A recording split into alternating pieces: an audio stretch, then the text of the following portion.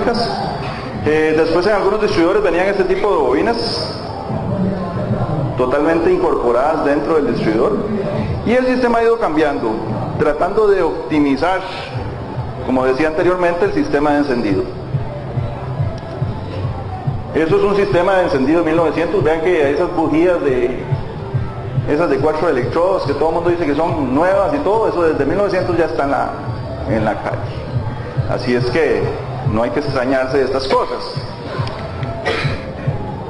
Como todos sabemos, para que la mezcla de aire combustible tenga un buen quemado, el sistema de encendido tiene que ser de mucho poder, ¿verdad? Recuerden que eso es una mezcla de aire combustible y el ambiente dentro de esa cámara es muy denso. Entonces, para que salte la chispa tiene que producirse, en estos casos, mucha de la alta tensión. ¿Dónde se genera esa alta tensión? Pues se genera en lo que nosotros llamamos una bobina. Esas fueron las primeras bobinas con las que empezamos a trabajar nosotros. Recuerden que había unas bobinas con aceite, que cuando se quedaba el platino pegado se calentaban hasta que explotaban. Muchas veces caía, si había fuego por ahí, alzaban fuego. ¿Ya? Pero ¿qué nos interesa de esto? Recordar que este tipo de bobinas tenía un primario de aproximadamente unas 350 vueltas y un secundario en aproximadamente 20.000 vueltas. El sistema de encendido lo que hace también es tener, en este caso en la bobina, un núcleo de hierro. Ese núcleo de hierro es muy importante, son unas laminitas de hierro que sirven para tratar de eliminar unas corrientes parásitas que se hacen en la producción de la alta tensión, unas corrientes de Foucault, pero alinean el campo magnético. Entonces eso tiene también su secreto. Todas esas bobinas tienen un núcleo, ya sea hasta estas otras que vamos a ver, siempre vamos a encontrarnos un núcleo laminado. Vamos a seguir un poquito por aquí. Nuestro sistema de encendido anteriormente utilizaba el famoso platino, ¿verdad? Pero tenía sus desventajas. Primero que todo, cuando el vehículo giraba muy rápido, el platino ya quedaba nadando ahí, quedaba flotando, ¿verdad? Ya no hacía su contacto. Otra de sus principales fallas era de que la corriente que podía controlar este componente era muy poca, ¿verdad? Recordamos que esos componentes podían pasar corrientes entre los 4 amperios. Ya si empezaba la corriente a subir más que esto, pues el platino se quemaba. Recordemos que muchos mecánicos ponían una bobina de más capacidad o más fuerte. Ahorita vamos a ver cómo es que se determina esta potencia de la bobina o esta velocidad para generar chispas. Y el platino no duraba nada, duraba muy poquito, se quemaba muy rápido. Por ahí teníamos que utilizar algún otro componente para tratar de hacer esto, pero muchos mecánicos ponían esa bobina y ni siquiera se estudiaban un poquito la teoría, y esos platinos se quemaban y se quemaban y se quemaban. Pues resulta ser que las bobinas están hechas para los motores. Para cada tipo de motor hay una bobina específica. Por ejemplo, si nosotros tenemos un motor de 4 cilindros, esta bobina necesita generar una cierta cantidad de chispas. Vemos ahí las revoluciones de motor, 5.000 revoluciones por minuto. La velocidad del distribuidor, recordemos que es la mitad. Entonces, si multiplicamos esto por 4 cilindros, serían 10.000 chispas. Y nuestra bobina nos produce 13.000 chispas. Entonces por ahí estamos bien, ¿verdad? Nos sobran ahí 3.000 chispas. Está sobradita la bobina. Pero ¿qué sucede? Para un motor de más cilindros, pues, si ustedes ven ahí, necesitamos generar más chispas. En este caso, son 15.000 chispas. Y esta bobina, esta otra bobina, puse el caso de Bosch porque Bosch nos da mucha información técnica que es importante ver. Esta bobina nos genera 16.000 chispas. Tenemos por ahí 1.000 chispitas todavía. O sea que esta bobina, por decirlo así, se la juega, ¿verdad? Cuando tenemos un motor de 8 cilindros, ya son 17.600 chispas las que se ocupan. y esta bobina genera 18.000 chispas. Entonces ahí estamos ya apenas, ¿verdad? Apenas pasamos, esa bobina apenas llegó a su punto. ¿Pero qué es lo que sucede con esto? Resulta ser que lo que hay que hacer para que una bobina genere más chispas o menos chispas por minuto es variar variar ese primario de bobina. Nosotros tenemos que variar ese primario de bobina para producir más chispas. ¿Qué es lo que pasa? Que hablamos que ese primario al principio tenía 350 vueltas aproximadamente, ¿verdad? Y si nosotros vamos bajando eso, por ejemplo, si ponemos ya 200 vueltas, hay una característica de la corriente, y sobre todo cuando se quiere generar un campo magnético, que cuando se quiere generar ese campo magnético hay una contracorriente que no quiere que ese campo magnético se genere. Entonces hay una fuerza, por un lado, que quiere generar un campo magnético, pero hay una contracorriente que no quiere que el campo se genere. Entonces, para romper esa inercia de ese campo magnético, se empieza a bajar las espiras de ese primario. Si nosotros empezamos a bajar las espiras de ese primario, y estamos hablando que tenemos un primario de, hablemos de 4 ohmios, con 250 vueltas, o 300 vueltas. ¿Qué creen ustedes que empieza a suceder cuando hago un primario ya de 200 vueltas? ¿Se aumenta el ohmiaje o se reduce el ohmiaje? Se empieza a reducir el ohmiaje, se empieza a reducir. Y si ustedes siguen bajando un poco, tratando de buscar una bobina que nos, por decirlo así, que se despierte muy rápido, vamos a tener bobinas de 0.9 ohmios, y a veces podemos poner bobinas de 0.7, 0.8 ohmios. ¿Qué sería esto? En un circuito de encendido. ¿Qué sería esto en un circuito de encendido? Pongamos que por aquí ustedes tienen una fuente, va a venir su interruptor y aquí hay un bobinador, no importa, pongámoslo por aquí. Si ustedes activan esto y por aquí hay 0.9 ohmios, 12 voltios por aquí, ¿qué están viendo ahí casi? Casi un cortocircuito, casi un cortocircuito, exactamente. Entonces este componente no se puede usar, ya esto no, totalmente erróneo. Entonces, para poder producir más chispas, hay que reducir ese primario, y para poder reducir ese primario, entonces ya un sistema de encendido convencional no nos funciona. Entonces tenemos que proceder a acoplar en el circuito alguna resistencia, que pues ese era el concepto de la resistencia. Si nosotros en aquel momento lo hubiéramos entendido, no se nos hubieran quemado tantos platinos y no se nos hubiera hecho tanto desorden en ese sistema de encendido y no nos hubieran quedado tanto los vehículos varados.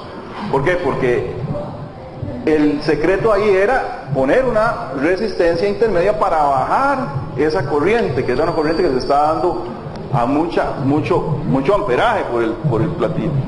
En ese caso, subimos el ohmiaje, ponemos una resistencia en serie, y esa resistencia se va a sumar a la resistencia del primario, y ya podemos manejar ese sistema de encendido. Entonces, si nosotros hubiéramos tenido ese datito, no se nos empiezan a quemar los sistemas.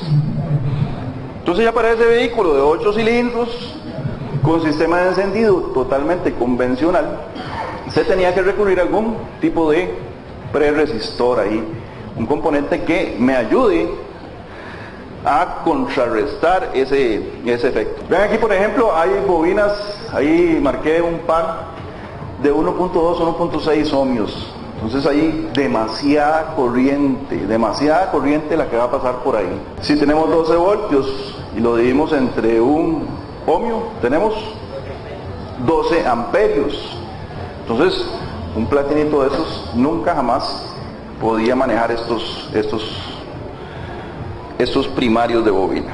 Muchas veces nos preguntamos si la distancia en electrodos es un efecto importante en la bobina, y vieran que sí, es sumamente importante. Quiero ir metiendo estas cositas como un medio repasito para después entrar a lo demás. O sea, vamos haciendo como un repasito del sistema de encendido para entrar a lo demás. No nos vamos a meter muy fuerte Recuerden que tenemos muy poco tiempo. Entonces, ¿qué pasa si yo cierro mucho los electrodos o la distancia entre el hierro y el electrodo de la bobina? Vamos a tener un pico de tensión muy bajo.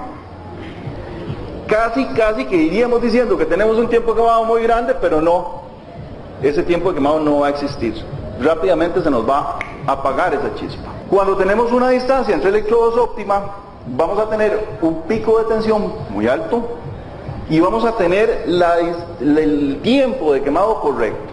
Ahorita vamos a hablar de esos tiempos de quemado, que son muy importantes. Eso es en el caso de que tengamos una distancia entre electrodos correcta. Cuando tenemos una distancia entre electrodos muy grande, que a veces nos dicen, abra totalmente las bujías, sí, se nos hace un pico de tensión muy alto, pero no tenemos mucho tiempo de quemado. Pico de tensión muy alto, pero no tenemos tiempo de quemado.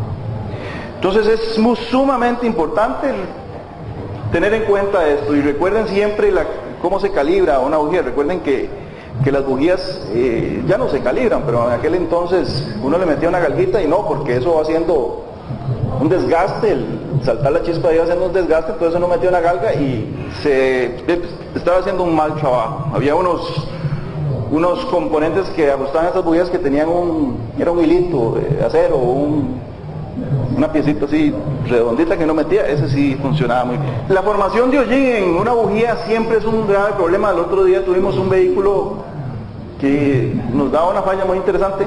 Tenía una bujía como la última que vemos allá. Resulta ser que ese vehículo venía un fallito y tenía un pedacito de carbón en esa parte de la bujía. Seguro a la hora de meterlo, recuerdo que el motor estaba muy sucio, seguro a la hora de meterlo el mecánico no tuvo cuidado y la bujía tomó un poco de hollín, la metieron y una falla y llegaba al vehículo y decían, no, es que le pusimos las bujías nuevas. Eso no puede ser bujías porque tiene bujías nuevas. Y tiene bujías nuevas y tiene bujías nuevas, sí, cierto. Sacaba una bujía y la veía, está nueva, pero tenía una cascarita de hollín ahí y eso ya provocaba una gran falla. Entonces tengamos mucho cuidado. También la formación de hollín en las bujías, en su parte del electrodo central ahí, eso es sumamente pues malo, ¿verdad? Vamos a tener un mal salto de chispa en la parte de lo que es el encendido. Entonces, tal vez recapitulando, recordemos, cantidad de espiras en el primario nos va a producir más chispas. Si tenemos menos espiras nos produce más chispas, más rápido. O sea, un primario de muy baja resistencia es un primario que tiene chispas rápido y tiene muchísima alta tensión. Entonces vamos al sistema DIS ya. El sistema DIS se le conoce como DIS. Mucha gente le dice al primer sistema DIS con chispa de desecho o chispa perdida, que es cuando tenemos este tipo de bobinas que la gente le dice que son bobinas de 2 salidas. También se le dice sistema de encendido estático porque no hay piezas en movimiento. Por ejemplo, si ustedes piensan en un distribuidor, hay componentes de movimiento, mandando señales y todo eso, en ese caso es totalmente estático. No vamos a entrar aquí mucho en detalle ya ustedes saben que esto tiene un sensor CKP, que tiene un sensor CMP, que todos estos sensores son los que mandan señales a la computadora y que la computadora debe de activar estas bobinas. Lo que sí nos interesa y vamos a ir hablando es los tiempos de activación. Por ejemplo, una bobina, su tiempo de activación es de aproximadamente entre los 2.5 y los 3 milisegundos, nada más. Es muy diferente el tiempo de activación de una bobina que el tiempo de quemado. El tiempo de activación de una bobina es cuando el transistor, en este caso, porque aquí no tenemos nada de platinos, el transistor le pone la masa. Ese tiempo de activación de la bobina va a andar aproximadamente entre los 2.5 y los 3 milisegundos. Una vez que ese tiempo de activación, el transistor, por orden de la computadora, suelta la masa, ustedes saben que se produce la alta tensión, ¿verdad? Y ya se produce la alta tensión y viene el tiempo de quemado.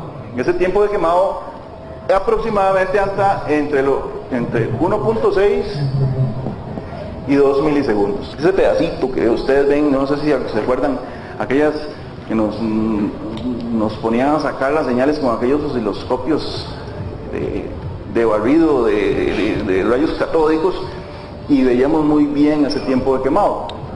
con estos osciloscopios pues también se puede hacer por algún método capacitivo, o también podemos verlo en el primario. Si tenemos un osciloscopio que podemos ponerle un atenuador, pues en el primario también podemos ver cómo todo lo que sucede en el primario,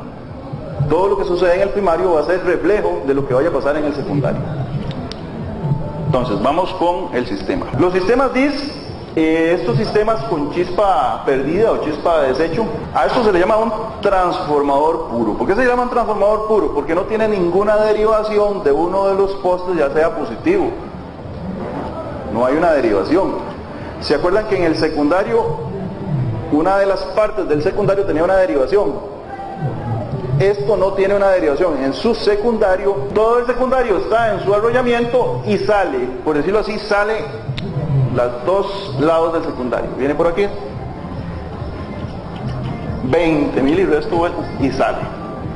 Eso es nuestro transformador puro. Y aquí vamos a tener ahora sí un primario, donde por este lado vamos a poner ignición y por este lado, a través de algún transistor, la computadora va a cerrar el circuito, ¿verdad? Entonces, transformador puro. Vamos a ir viendo unas técnicas de cómo podemos revisar estas bobinas. Recuerden que nosotros tenemos que revisar primario, tenemos que revisar secundario, pues vamos a ver unas técnicas ahí para hacerlo.